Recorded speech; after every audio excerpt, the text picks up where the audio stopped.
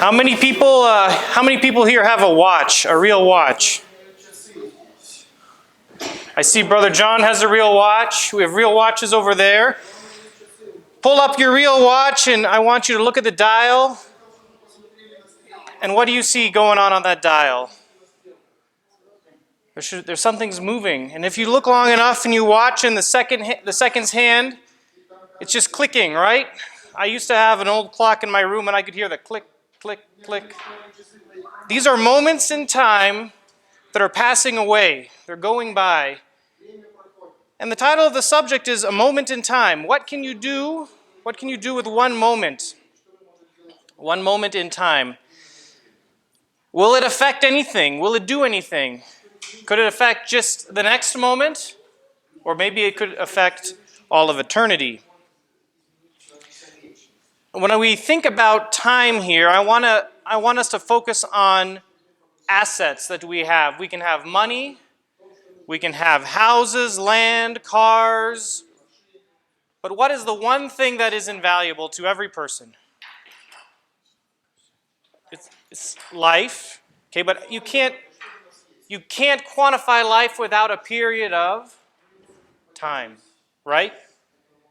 The fact that we are living, we are able to then decide what time is because we're there to experience the passage of something, right? Our little babies grow, and as we see them growing, a period of something occurs, and we're able to quantify that, and we call that time. And we're here for a period of time on this earth, and then for us, there is no more time because we cease to exist, right? So I would like to argue that time is the most valuable, important thing that you and I have. And we don't know how much time we have, you know. We have young people here, we have older people here. But I don't know how many moments I may have compared to little baby Olivia, Sasha, Brother John Schultz. We all have different amounts and nobody knows. Nobody knows when our allotted time has ended, right? What are the little things in life? What are the little things in life? How important are they? Small things, like units of time, can change more than we can usually think. Benjamin Franklin, he used to have a poetic proverb, and that's been around in some form since the 14th century in England, in the 13th century in Germany. And the poem went something like this. For the want of a nail, the shoe was lost. For the want of a shoe, the horse was lost. For the want of a horse, the rider was lost. For the want of that one rider, the battle was lost. For the want of the battle, the kingdom was lost. All for the want of a horseshoe nail. Imagine the farrier preparing the troops, preparing the horses for the battle, and he's like, I got so much I got to do. Just one last nail, it's not going to matter. It's fine. The horse has a shoe. So this is a proverb that's gone ever since the 13th century, 14th century in various cultures. A little thing, but it can affect big things, huh? How can that little shortcut, that little bit of time, that 1 second, that one moment lost, how can it affect the rest of my life? So I'd like to go into a concept called the arrow of time. And it was brought up by a physicist and author, an astronomer physicist, Arthur Eddington. And he coined the term the arrow of time. And he says time flies like an arrow, so it's flying in one direction. Everywhere the arrow has been is in the past. Everywhere the arrow is going is in the future. But where the arrow is right now is the present. And what can you do once you shoot an arrow? Can you ever turn it around? Can you ever bring it back? It's going. The past, the present, the future, it all progresses rapidly. And while the person who shoots the arrow, he may focus on a point in the future, as the passive observer, as we see this arrow go by, right now is the present. how many of us focus on the present? As in like right now? You know, are we always thinking about what we were in the past, life in the past, problems in the past? Are we thinking forward? Are we thinking 5 years, 10 years, a decade? But we're so focused on the future that we forget about what is occurring now. Are we really enjoying, are we really maximizing what is occurring now? So my job, you could say, is a moment in chaos. Because at times, everything is moment by moment in my job. Sometimes it can be very boring, but many times I live moment to moment. And what I do in a moment makes differences in a destiny.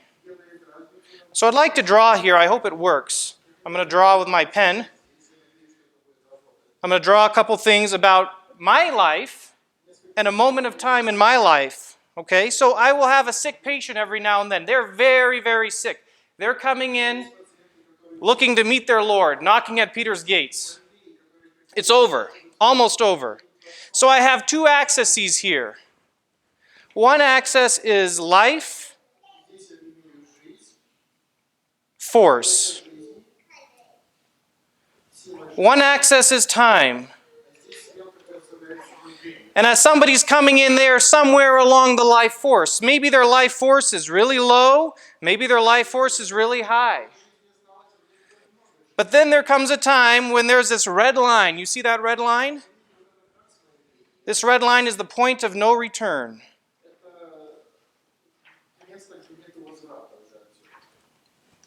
And I may have a patient who may at one point have been very healthy. I think of obstetric patients, a healthy young mom. She just delivered her baby. Life is good. This is her first baby.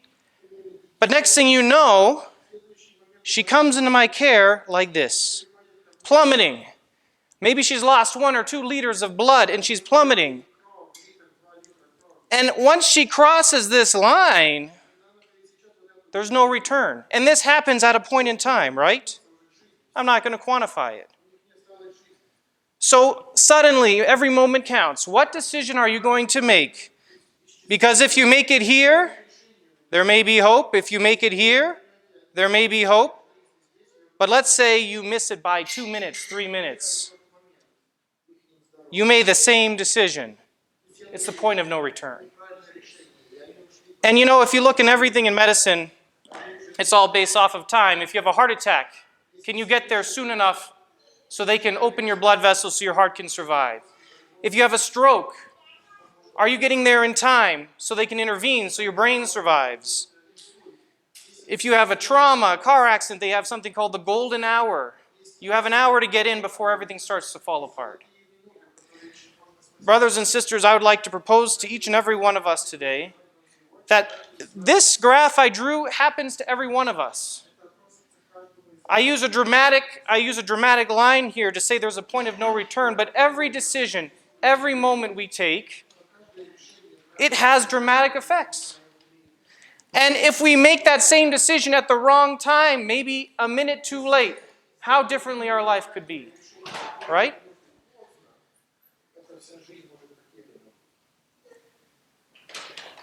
So while I use a dramatic example of some points in my life, not every day in my life is like this picture, but it can be sometimes. I would like to bring up another idea. In 1961, there was a man named Edward Lorenz, and he made another discovery. He was a meteorologist, so he was somebody who predicted the weather, okay? And computers were becoming big. The mathematical model was becoming very popular, and they came up with this idea that if I know a system, if I know the highs and the lows of the weather, I can put all the data into the computer, and the computer will make predictions based off of the data, and then I will know the weather. So what he would do is he would be able to predict the weather minutes in advance. Then he would rerun that prediction into the system, and then they would get another 10 or 20 minutes, and after he keeps rerunning that data, next thing you know, he has hours or maybe even days of predictions of the weather. Okay? So he thought, wow, this was great. And one day he wanted to check his data, so he went back to the original. But instead of going back to the very beginning of his computer program, he went maybe a little bit in the middle, and he's like, I'm just going to copy this number, 0.506, into the original program, because that's the number I was given and displayed. And when he typed that number in 0.506, and he ran all the numbers through the computer, what happened? His weather predictions were radically altered. Radically. He was like, how could this be? I put in the same number. But the predictions are totally different. What happened? Then he realized that while the computer gives him a number, 0.506, the computer is calculating even more in depth. So the computer was thinking 0.506127, but he only plugged in 0.506. So something beyond the thousandth place was able to radically alter data. So Lorenz had just found the seeds of a theory we call in physics the chaos theory. Systems behave nicely without any chaotic effects when you think you know what's going on, but small little effects, small little changes to a system, if we don't take it into account, it causes a propagation of errors that occur over time. And you can have radically different weather or radically different results based off of a computer system. So how can we bring it to this world? Lorenz, he applied this as something called the butterfly effect. Has anyone heard of the butterfly effect? And pretty much he said a butterfly can flap its wings in the Amazon and he could trigger a tsunami, or not a tsunami, a hurricane in another part of the world, half a world away. Now, is that realistic? Are butterflies causing hurricanes all over the place? No. But it shows that if the conditions are right, even the flap of a butterfly's wing can dramatically alter weather. So why am I bringing this up? Because the butterfly has to be at a certain point in time for conditions to be right, and it can dramatically alter other things. How does this occur in our life? Here's what it was. He put in what he thought was the exact same number, but the computer was not displaying all the numbers that it originally was thinking in, and he got a totally different result, the red line versus the blue line. Are we missing out in our lives the little butterflies that come on by and dramatically alter our lives, or maybe the lives of those people around us? So today I'm going to look into three people. I want us to look at three people who in a moment's decision changed this world.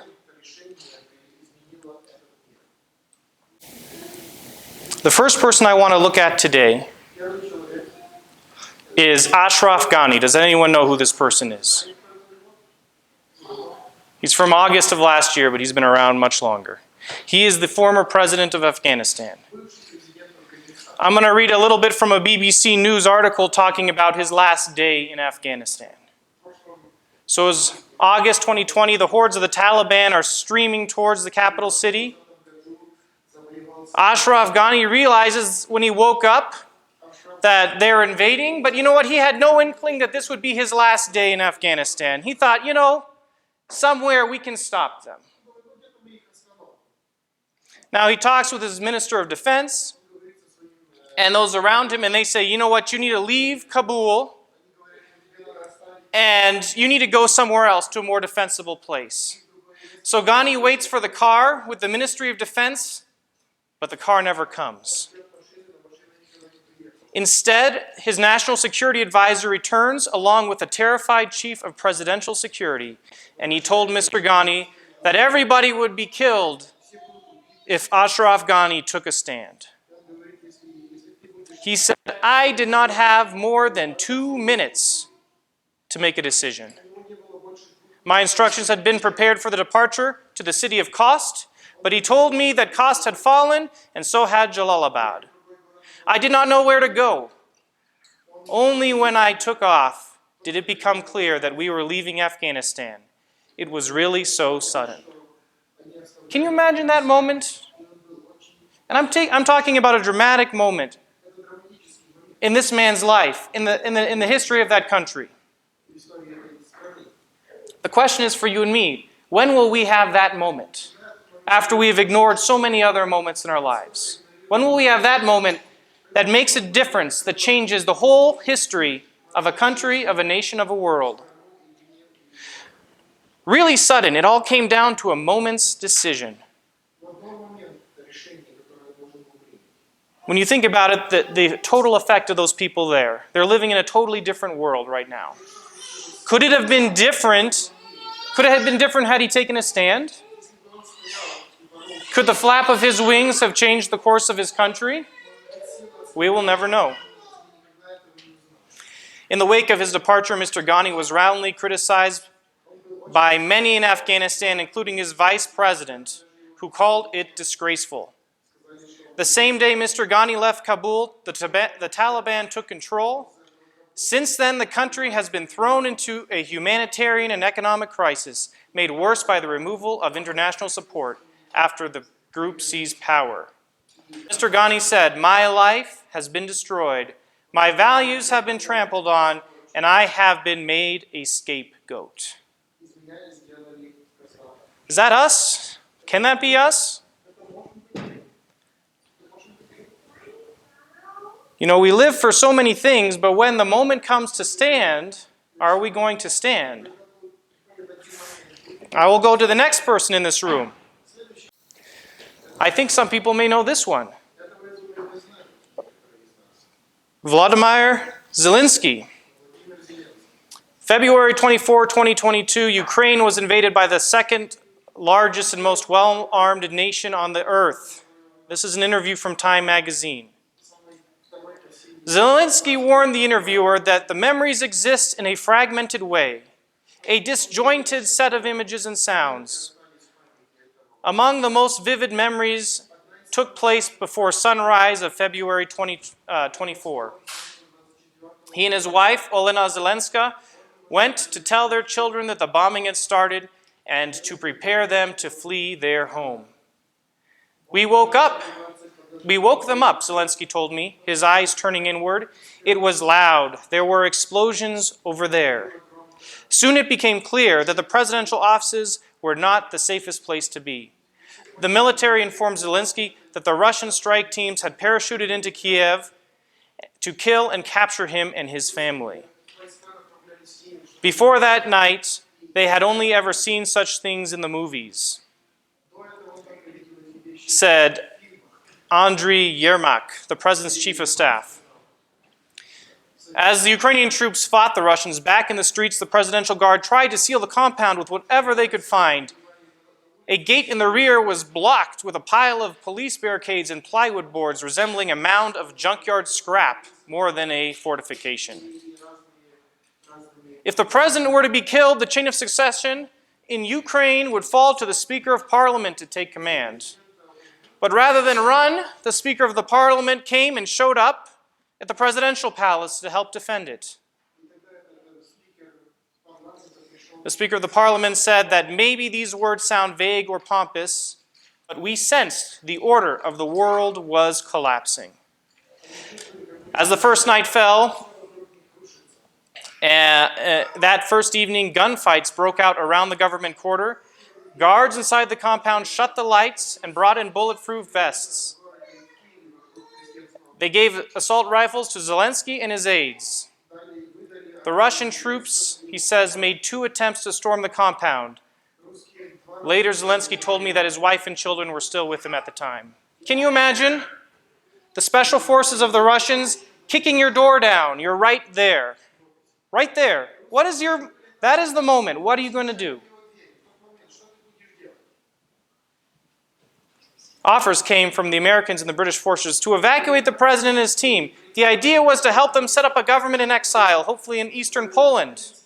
None of Zelensky's advisors recall him giving any of these offers any serious consideration. Speaking on a secure landline with the Americans, he responded with a zinger that made headlines around the world. "I need ammunition, not a ride." In the second night of the invasion, while the Ukrainian forces were fighting in nearby Russian streets, the president decided to walk out of his compound and film a video message to his people. "We are all here," he said, and he did a roll call of all the officials with him, defending our independence of our country. By then, Zelensky understood his role in the war. The eyes of the people and much of the world were fixed on him. "You understand that they're watching," he says. "You're a symbol. You need to act the way that a head of state must act." When he posted a 40-second clip on February 25th, the sense of unity it projected was a bit misleading. I want you to pay attention to this. Zelensky had been alarmed by the number of officials and even military officers who had run away.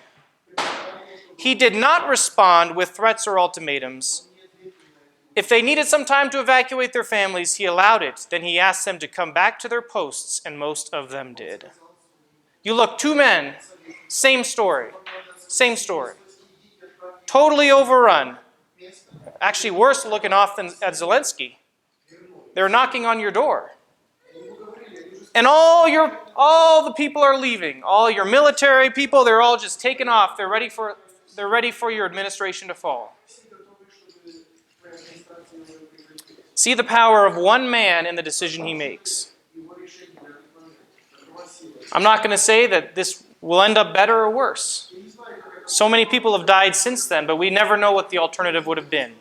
But what is the power of one moment and one decision? I'd like to consider the last person I want to bring up here today. I'd like to talk about Christ Jesus in the Garden of Gethsemane. Also, one man and one moment in time and the decision he had to make. It pays to read the chapter in the Desire of Ages around page 680 about Christ's time in Gethsemane. Ellen White says, "Behold him contemplating the price to be paid for the human soul. In his agony, he clings to the cold ground as if to prevent himself from being drawn farther from God. The chilling dew of the night falls upon his prostrate form, but he needs it not. From his pale lips comes the bitter cry, 'O my Father, if it is possible, let this cup pass from me.' Even now," he adds, "nevertheless not I, my will, but thou wilt." She goes on to say that everything was at stake here. Satan himself was there, and he realized that if he failed to defeat Christ at this point, his whole kingdom would be lost. With the issues of the conflict before him, Christ's soul was filled with dread of separation from God. Satan told him that if he had become the surety for a sinful world, the separation would be eternal. He would be identified with Satan's kingdom and would never more be one with God. Can you imagine? We talk about the cross, but the decision for the cross, where it was all locked down, happened in Gethsemane. How dark seemed the malignity of sin. Terrible was the temptation to let the human race bear the consequences of its own guilt, while he stood innocent before God. As the agony of soul came upon him, his sweat was as if it were great drops of blood falling down on the ground. The cypress palm trees were silent and witness of his anguish. From their leafy branches they dropped heavy dew upon his stricken form, as if nature wept over it. As nature wept over its author, wrestling alone with the powers of darkness. The humanity of the Son of God trembled in that trying hour. You think of Kabul, you think of Kiev, you think of all the important decisions that one person can make. Can you imagine a decision here that affects billions of people? And not only their lives, it affects a full redemption of a fallen race. The humanity of the Son of God trembled in that trying hour. He prayed, not now for his disciples, that their faith might fail, but for his own tempted and agonized soul. The awful moment had come, that moment which was to decide the destiny of the world. The fate of humanity trembled in the balance. Christ might even now refuse to drink the cup, apportioned to guilty man. It was not yet too late. He might wipe the blood-stained sweat from his brow and leave man to perish in his iniquity. He might say, let the transgressor receive his rightful penalty for sin. I will go back to my Father. Will the Son of God drink the bitter cup of humiliation? Will the innocent suffer the consequences for the curse of sin? The words fall tremblingly from the lips of the Savior. O my Father, if this cup may not pass from me except I drink it, thy will be done. 3 times he utters the prayer. 3 times humanity shrinks from the last crowning sacrifice. But now the history of the human race becomes before the world's Redeemer. He sees the transgressors of the law. If left to themselves, they must perish. He sees the helplessness of man. He sees the power of sin, the woes and the lamentations of a doomed world rise before him. He beholds their impending fate. And his decision is made. He will save man at any cost to himself. He accepts the baptism of blood. Through him, perishing millions may gain everlasting life. And he will not turn from his mission. He will become the propitiation for the race that was willed to sin. His prayer now breathes only submission. If this cup may not pass from me, except I drink it, thy will be done. Ellen White continues to say that there was what? There was silence. There was silence in heaven. You know, we may not have been there. Even those people who were there were only a few who could have watched this and they were sleeping. But everything, the whole universe, hung on this linchpin. Which way? Which way will Christ go? Could mortals have viewed the amazement of the angelic host as in its silent grief they watched the Father separating his beams of light, love, and glory from his beloved Son, they would better understand how offensive in his sight sin is. In the awful crisis, when everything was at stake, when the mysterious cup trembled in the hands of the sufferer, the heavens opened and a light shone forth. And a mighty angel who stands in the presence of God, occupying the position which Satan fell, came to assist the Savior. The angel did not come to take the cup away from Christ's hand, but to strengthen him to drink it with the assurance of his Father's love. He came to give power to the divine human suppliant. She says here in 693, Christ, his agony did not cease, but his discouragement left him. You know, that's the power of a decision made in a point in time where, you know what, you're okay with it. Whatever happens, I've made my decision, and I'm okay with it. So brothers and sisters, 3 people, 3 men, 3 decisions made in time. What are we doing with the moments in our life? You know, they may not be these groundbreaking moments that shift millions of people or that bring salvation to a whole human race, but they can still have a butterfly effect that affects us forever. And we don't know which moment will be the moment that changes us forever. How can you and I look at this? In This Day with God, December 7th, you've heard these verses, these paragraphs probably 3 times this year, and you're going to hear it again. Maybe this will be the 3rd time. Ellen White says that every sin, unrighteous action, every transgression of the law tells with 1,000-fold more force upon the actor than the sufferer. Every time one of the glorious faculties which God has enriched man with is abused or misused, that faculty is lost forever. A portion of its vigor, and it will never be as it was before it was abused or misused. Every abuse inflicted upon the moral nature in this life is felt not only for time, but all of eternity. Though God may forgive the sinner, yet eternity will not make up for that voluntary loss sustained in this life. You know, this day with God, December 7th. You know, you talk to people and they're like, oh, I love this app. This is a good way to kill time. Can you imagine killing time? Can you imagine the moment you may lose that you may never regain? To go forth into the next future life, deprived of half the power which might have been carried there, is as terrible a thought. The days of probation lost here in acquiring a fitness for heaven is a loss which will never be recovered. How many days, how many months and years of my life have I lost never to recover? That I could have been more prepared to be a child of God in heaven. The capacities of enjoyment will be less in the future life for the misdemeanors and abuse of moral powers in this life. However high we might attain in the future life, we might have soared higher and still higher if we had made the most of our God-given privileges and golden opportunities to improve our faculties in this probationary existence. So what will you do with your moments? What will I do with my moments? This is just selfishly how it affects us for all time of eternity.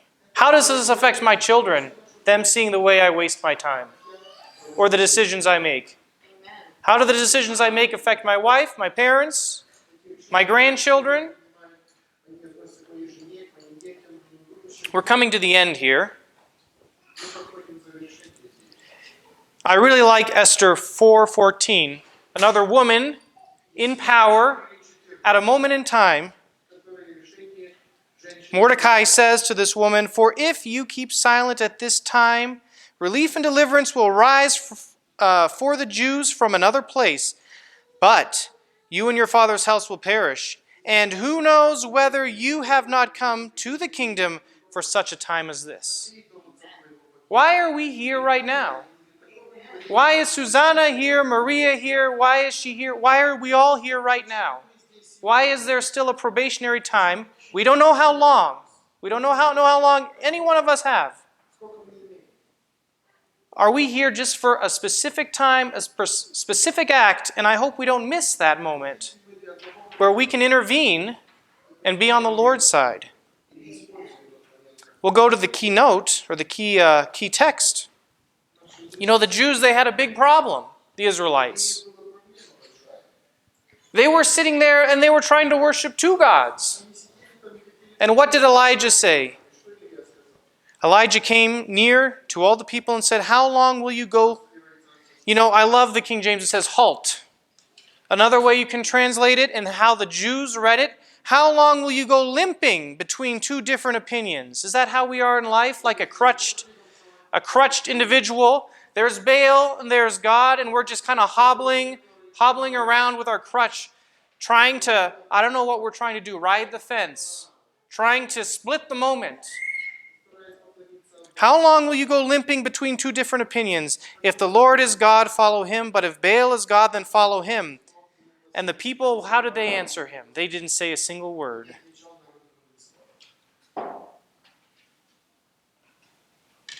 Ellen White says in Messages to Young People's, page 152, "Will you not, without delay, place yourself in right relation with God? Will you not say, 'I will give my life to Jesus, and I will do it tomorrow, next month?'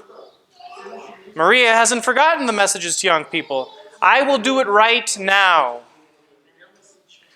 And from this moment be wholly on the Lord's side. Disregard custom and the strong clamoring of appetite and passion. Give Satan no chance to say, 'You are a wretched hypocrite.' Close the door, so Satan will thus not accuse or dishearten you." You see, when you're split between God and Baal, what do? When you're limping between both? You're walking through the door, back and forth, and the door is open. And the devil can call you from the Lord's side, and the Lord's trying to call you from the devil's side, and it becomes a Babylon. Pick a side and close the door. And I hope you choose the Lord's side. But how long will we go limping between two opinions? What did Joshua say? Prefiguring all of this disaster between the Jews and Baal. He said in Joshua 24:15, choose you tomorrow, next week, choose you this day who you will serve. I would say now, choose you this moment. Right? The decision I make now in this moment affects the next moment and affects the next moment, and who knows which moment we have been called for the service. Will we stand up like Esther and serve the Lord? Or maybe we will do something like President Ghani. Lose your morals, lose your grounding, lose your plan in life and become a scapegoat. Hated by all, the people of your country, and ridiculed by those around you who saw your cowardice. May the Lord help us, that we may choose this day who we will serve, that we may use this moment to serve Him. Andy Andrews says, by your hands, millions, no billions of lives will be altered and caught up in a chain of events that is begun by you on this day. So how will you affect the world and your eternity? May this be in our thoughts. This is my wish and prayer. Amen.